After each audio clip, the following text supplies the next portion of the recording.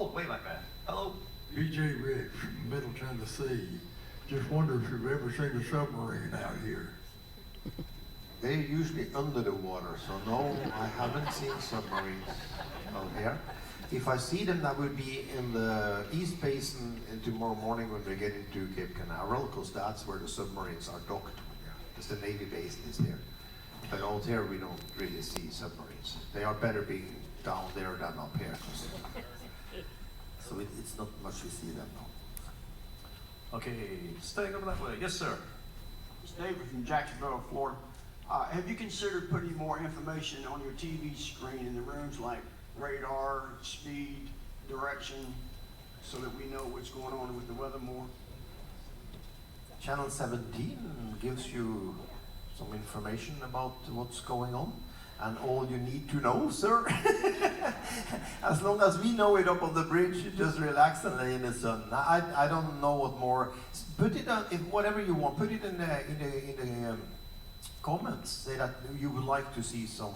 The speed is there, the course is there, where we came from is there, where we're going is there. So there's a map, live map there, and the only thing I don't know what we would be missing, because I actually don't look at that channel. Yeah, it's a I have a better channel in my cabin.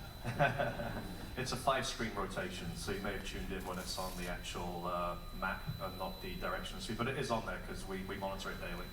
Yep. You can see the weather out there, sir.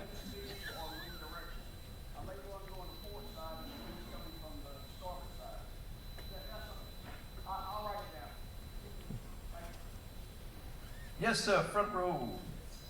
Hello, Craig from Australia. Just wanted to know, what's the pathway to becoming a captain? How did you come up through the ranks? And is it a competitive process to become a captain? Thank you for asking about that. I'm going to answer the question, and then I'm going to let all my officers tell you how they became in their position as well. Today with the technology, it's a 3-week course, and you can take it on internet, and I'm on the last week. That's the Bardo Liars Club. No, actually, it's kind of a long journey. I guess your son might want to come and relieve me one day. That would be fantastic. Now, you need to go to Merchant Marine Academy, and I'm from Norway, so and before you even are accepted on the academy, you need to have 3 years at sailing, so 36 months on the deck department, where you kind of learn the dirty work. And then you go to the Marine Academy, and you can take 1 year, and then you can be a captain on a small boat, or a navigation officer standing your own watch on any seagoing vessel. And then you can go back, and after you sail for a year as a navigation officer, and take the 2nd year, which is the first mate or chief mate license.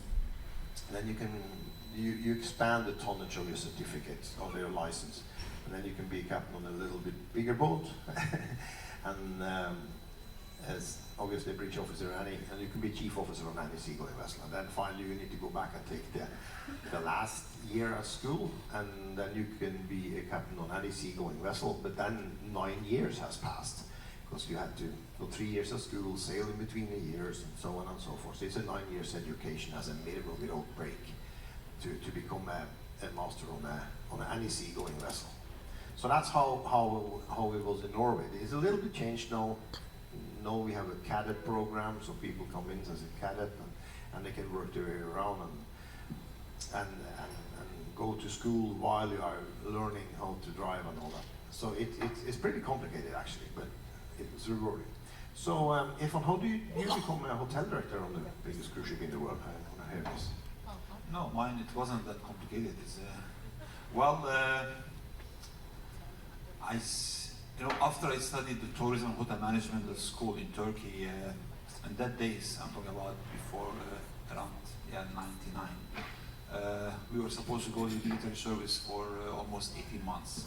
And there was an option: if you work in different country for 4 years, you can pay the service, and you still do it 1 month. So after studying tourism, hotel management, working in the summertime in different clubs, hotels, resorts, everything else, it looked really boring to go to the military. So I started to look for different options, and one of them was in Istanbul, I was seeing all these beautiful cruise ships coming into the Bosphorus, and it looked very interesting for me. So I start to see online what's the options, and then I applied online.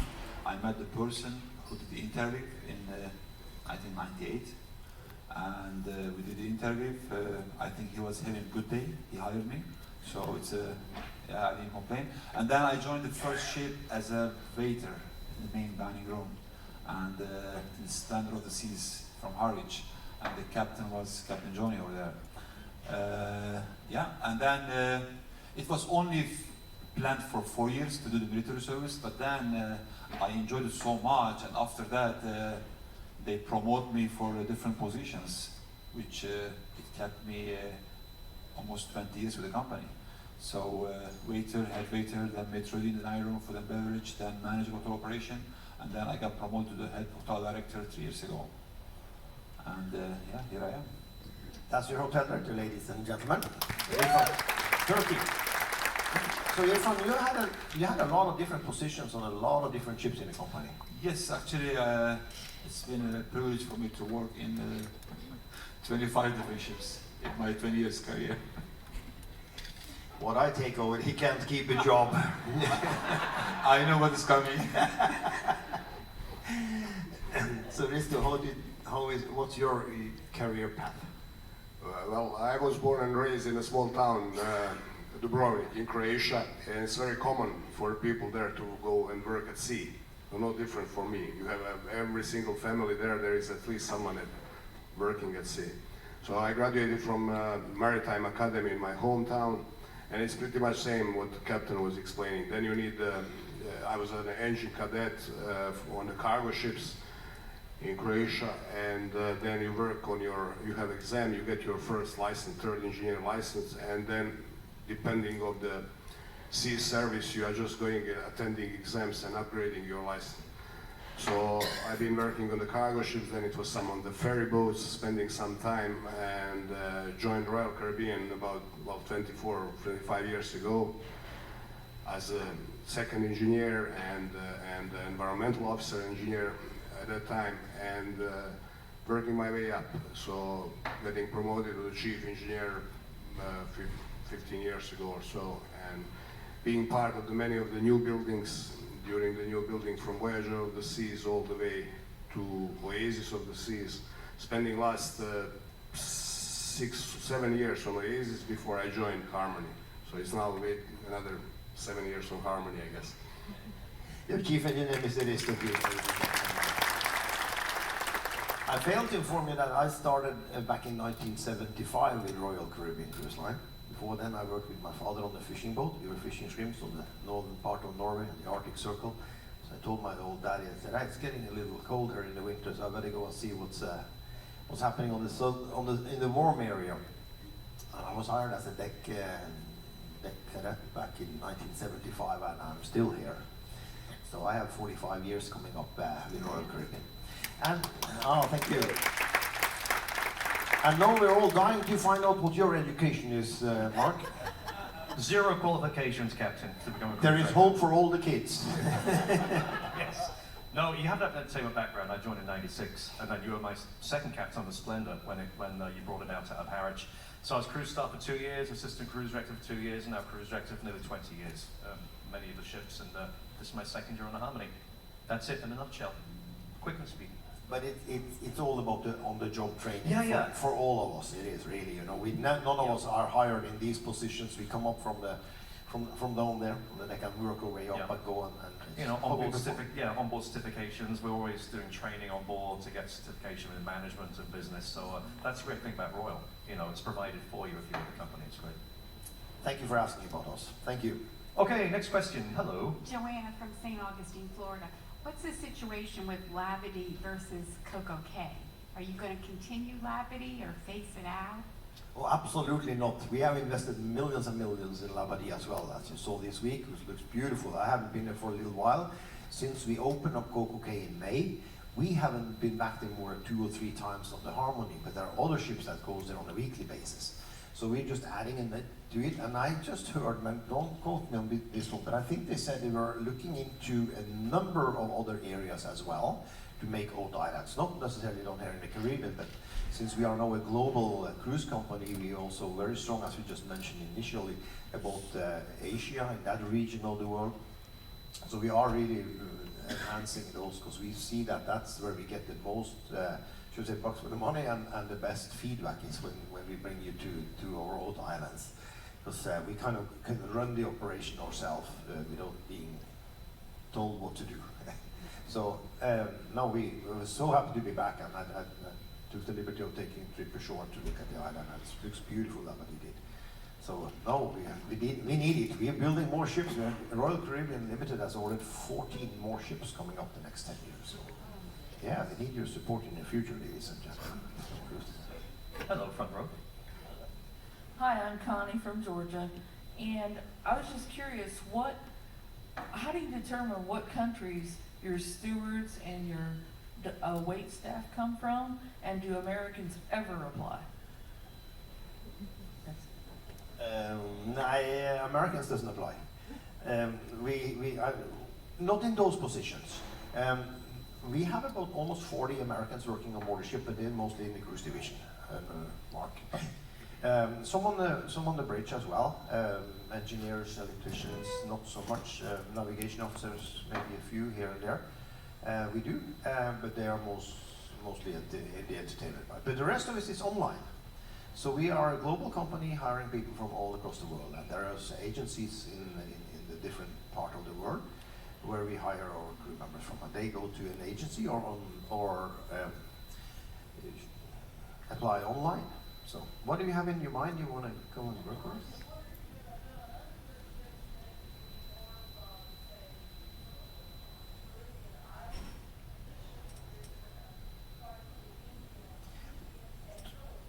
Yep, 25% of all our employees come from the Philippine Islands here on the Harmony for the time being. So about 500 of them are from the Philippine Islands. India is strong as well, as you say. Very loyal, very good people. You kind of run out of people. We have a lot from Croatia, from the technical side, of a navigation officer and therefore, and so on and so forth. So we are hiring from it. That just could be a coincidence that there are, less in the Caribbean. Because it changes every few months. Yes, it does. Yeah. Mm. Okay, let's go over there. Hello, sir. Yes, hi, I'm Chandler from the United States. Just to kind of get to know you guys a little bit, and also for future destinations, without picking Turkey, Croatia, Norway, or UK, what destinations do you guys like for leisure, and why? What do you like to do on your vacation, Irfan? What do you do on your, where do you go? I mean, you're from Turkey, but you live in the UK. My case is different. I have 3 kids back home. I go home, I just take them to school, do the shopping, bring them back, and yeah, it's a big job. I don't know how you do it all the time, but yeah, it's for me. It's really not vacation. It's for me, it's really stay at home, and then as long as the school is happening. Unless travel, yeah, I mean it's mainly Europe, I would say. Yeah, take a car and then just drive around Europe. Christoph, what do you do for vacation? Well, mostly spending time home, having my little boat, going out fishing, to still stick with the sea, but that's what I enjoy. I have a good company there. We hang out on the boat, fishing, and of course spending a quality time with the family. We have the opportunity to bring the family on board as well when we are sailing. So sometimes during the season, off seasons, if the wife and the kids are not at school or working, they can come and join us, let's say in the summer or the holidays. But personally, I love Florida, the central part of Florida, especially in the winter, not so much in September. But so I spend a few weeks over there when I sign off in a few weeks' time, and my wife is coming over, so I like to play golf, ride around on my Harley, and just do normal things. And then I have children and grandchildren back home, so spend the rest of them. Because we can talk a little bit about our relief time as well. Mark, what do you do for your vacation? I stay as far away from the ocean as possible. I can't swim. You know that? I can't swim. True story. We'll teach you. So I live in Orlando, so I got my 2 kids there, so plenty to do in Orlando, but I do like the Smoky Mountains. We try to go there once a year. We go to Pigeon Forge, Yeah, it's beautiful there because I like mountains and clean air and less humidity. So it's because I'm from Britain originally, so it's nice to go up there once a year, and everyone's always so friendly up there. You're welcome to Norway if you can afford it. I love the fjords. I love it. If you can afford it. Yeah. Fjord, If you can afford it. Sailing times versus working time for the hotel. You know, all contract Oh lengths. yeah, and the hotel we have the shortest contract is 4 months. So the shortest one we do 4 months on and 2 months off, which that's the case for me and for the other officers. But then it can there are some crew members they stay up to 8 months on board and they go home for 10 weeks, 10 weeks. So it's in 4 months, average 6 months. The wait staff they do 6.5 months. Stadium attendant they do 6.5 months. And the laundry guys and some other position they do 8 months. So that's the hotel side. Yeah. We in the marine side, we have a better agent because we are 10 weeks on board and 10 weeks off. So all the engineers, navigation officers, electricians and so on, we have all the officers know we have 10 weeks on and 10 weeks off, so that's the 2 in each position. So that's how we do it. The officer with the shortest / longest contract is the cruise director because he's hired on a weekly basis. And it's up to you folks right now to decide, are we going to keep Mark on board as a cruise director for another week? Oh yeah? After the Acme shows, they won't be gone. Well, he hasn't had a vacation for 2.5 years, so that's fine. That's why I said it's the longest one. All right. Okay, got time for a couple more questions. Yes, I'm Debbie from Sorry, Live Debbie. Oak, Florida, and I noticed when we're in port that there's a red flag that hangs off the front of the ship. What is the significance of that? You guys are so observant. Underneath the ocean, that's the bottom of your ship. Well, in the ocean, in front of the ship is a bulbous bow that sticks out. You can see it because the water is pretty clear. But that's to indicate that for smaller boats that they shouldn't just pass short to the what you physically see comes down in the ocean, because right underneath there, just 3-4 feet underneath there, there's a long bulbous bow that's like a nose at the bottom of the ship that sticks out. It's so the smaller boats shouldn't run themselves aground almost. So that's why the flag indicates where the end of that is. That's what it is there. So, yeah. Okay, should we do one more question, Captain? Yeah, We've got the veterans in. We have the veterans, we have a lot of things coming up, and we have the Greece coming up. Yeah, 2:30. So here's the deal. You know, these fantastic entertainers that we have on board ship. You know, they have the Greece is coming up again at 2:30 this afternoon. You know that they start to work here at 11:30 to rehearse, to warm up, to make sure that they can perform that show. So it's not that they jump on stage at 2:35 and here we are. No, they need to start a warm up and use the stage already. So I'm going to leave the stage and let the professional entertainers comes up because they're gonna need a room to start to warm up already now for the show for you guys at 2:30. So a couple of more questions if you have, and then we'll I'll be back there afterwards, and I'll come say hi and take a photo. And we have we have the 11:45. Yes, 11:45 Veterans Commemoration in the Royal Promenade by the Sports Car. Then at 1 o'clock and 3 o'clock Ice Skate Ice Show, no reservations needed.